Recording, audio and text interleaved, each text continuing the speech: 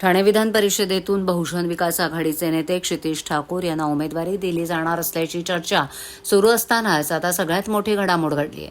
शिवसेनेच्या रवींद्र फाटक यांनी आज बहुजन विकास आघाडीचे सर्वेसर्वा हितेंद्र ठाकूर आणि बहुजन विकास आघाडीचे नेते क्षितिज ठाकूर यांची भेट घेतली. रवींद्र फाटक यांच्या जागी उमेदवार म्हणून बवियाचे क्षितिज ठाकूर यांना उमेदवारी देण्यात येणार असल्याचं सांगण्यात येत आहे. दरम्यान रवींद्र फाटक यांनी ठाकूर पुत्रांची भेट घेतल्यानं पुन्हा एकदा विविध चर्चांना उधाण आले.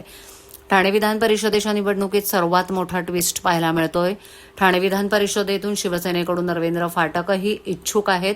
वसई विरारमधील बहुजन विकास आघाडीचा शिवसेनेला पाठिंबा मिळण्याची शक्यता आहे.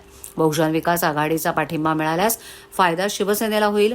मात्र ठाणे विधान परिषदेसाठी रवींद्र फाटक आणि क्षितिज ठाकूर यांच्यातून अंतिम उमेदवार कोण असणार याबाबत एकनाथ शिंदे हे अंतिम निर्णय घेणार आहेत. स्थानिक स्वराज्य संस्थांच्या निवडणुकाच राज्यात न झाल्यानं या मतदारसंघांमध्ये पूर्वी निवडून आलेल्या आमदारांचा कार्यकाळ संपुष्टात येऊनही निवडणूक होऊ शकलेली नाही.